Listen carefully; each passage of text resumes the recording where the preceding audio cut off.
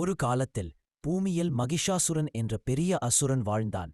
அவன் ரிஷிகளின் தபச்சக்தியால் பிரம்மதேவனிடம் போர்த்து ஒரு வரம் பெற்றான்.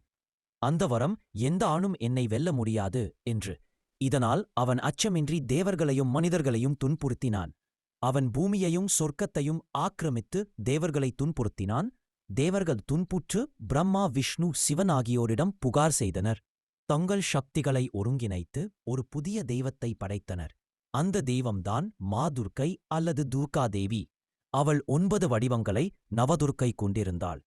இந்த நவதுர்க்கைகள்தான் நவராத்திரியின் 9 நாட்களுக்கான சம்பந்தம். மகிஷாசுரனை வெல்வதற்காக துர்கா தேவி 9 நாட்களும் அவனோடு போரிட்டாள். ஒவ்வொரு நாளும் ஒரு வடிவத்தில் அவள் வெற்றி பெற்றாள். இந்த 9 வடிவங்கள் சைலபுத்ரி முதல் நாள், பர்வதத்தின் மகள். அவள் தனது தீண்டியால் அசுரர்களை தாக்கினாள். பிரமசரி 2வது நாள், அறிவின் தெய்வம். அவள் அறிவால் அசுரர்களை ஏமாற்றினாள். சந்திரகாந்தா 3வது நாள், சந்திரனை தழுவியவள்.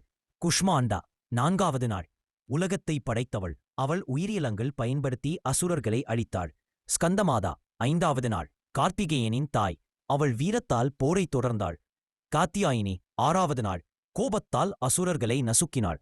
காந்தாரியா 7வது நாள், அவள் அழிவு சக்தியால் போரை தீவிரப்படுத்தினாள். மகாகாளி 8வது நாள், அவள் காலசக்தியால் அசுரர்களை வெல்கிறாள். சித்திரதாத்ரி 9வது நாள், அனைத்தையும் அழிப்பவள். அவள் இறுதியில் மகிஷாசுரனை வென்றாள். 9 நாட்களுக்குப் பிறகு 10வது நாள், விஜயதசமி அல்லது தசரா அன்று துர்காதேவி மகிஷாசுரனின் மேல் உட்கார்ந்து அவனைக் கொன்றாள்.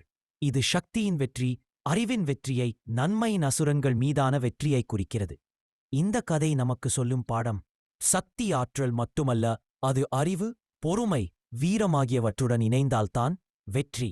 கேரளாவில் பூஜா, குஜராத்தில் கார்வா சவாரி போன்றவை இதன் பகுதிகள். இந்த பண்டிகை 9 நாட்கள் நீடிக்கும் மற்றும் இது ஆண்டுதோறும் செப்டம்பர், அக்டோபர் மாதங்களில் சரக்காலத்தில் கொண்டாடப்படுகிறது. 85ல நவராத்திரி செப்டம்பர் 22 முதல்